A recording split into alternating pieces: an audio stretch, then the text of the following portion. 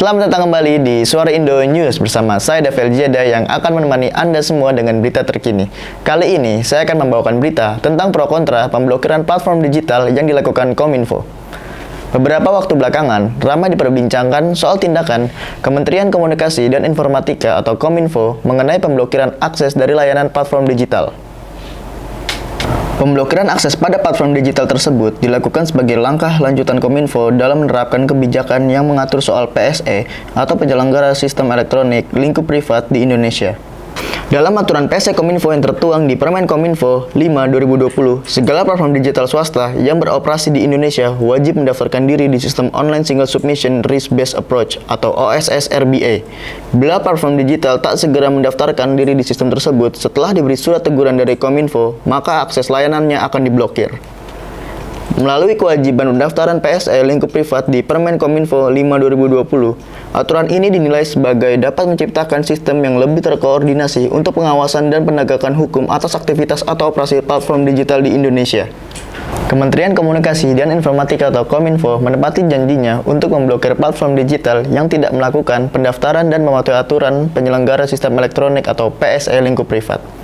Pemblokiran platform digital yang tidak melakukan pendaftaran hingga tenggat akhir dilakukan mulai pada hari Sabtu 30 Juli 2022 pukul 12 dini hari waktu Indonesia bagian Barat. Pada Sabtu pagi, terdapat 7 layanan internet, game, dan platform distribusi game yang telah diblokir Kominfo mulai hari ini. Berikut daftar situs dan aplikasi yang diblokir Kominfo: Yahoo, PayPal, Epic Games, Steam, Dota, Counter-Strike, dan Origin. Ketujuh platform digital tersebut mulai diblokir Kominfo karena belum juga mendaftarkan diri ke Kominfo setelah dikirimi surat teguran. Kendati sudah mulai diblokir, akses platform digital yang terblokir masih dapat dibuka kembali. Musababnya, pemblokiran ini sifatnya hanya sementara. Caranya adalah dengan melengkapi pendaftaran PSE melalui Online Single Submission Risk Based Approach atau OSS RBA.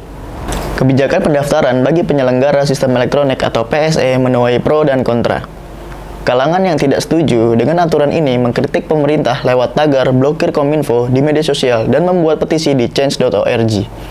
Protes ini muncul setelah Kementerian Komunikasi dan Informatika atau Kemenkominfo memblokir beberapa PSE yang beroperasi di tanah air. Kritikan juga datang dari lembaga SafeNet. Lembaga ini menyatakan banyak pasal yang membuat hak atas privasi dan kebebasan berekspresi terancam, dan dengan platform digital mendaftar berarti sudah mempertaruhkan data penggunanya.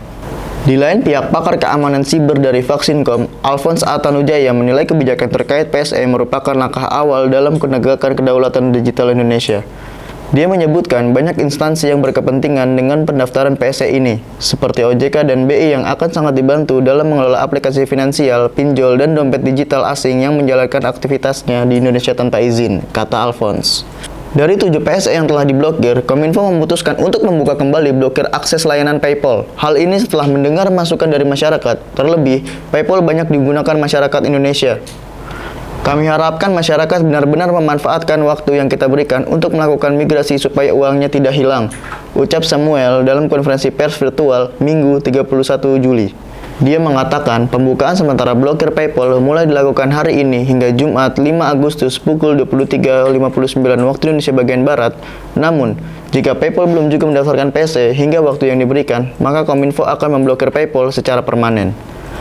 Direktur Jenderal Aplikasi Informatika atau Aptika, Kementerian Komunikasi dan Informatika atau Kominfo, Samuel Abrijani Panggarapan menyampaikan telah dilakukan upaya tindak lanjut mengenai 7 penyelenggara sistem elektronik atau PSE yang sebelumnya telah dilakukan pemutusan akses pemblokiran. Hingga saat ini masih ada 3 PSE yang belum merespon atas komunikasi yang dilakukan Kementerian Kominfo. Adapun ketiganya yakni Yahoo, Origin.com, dan Epic Games yang merupakan perusahaan asal Amerika Serikat.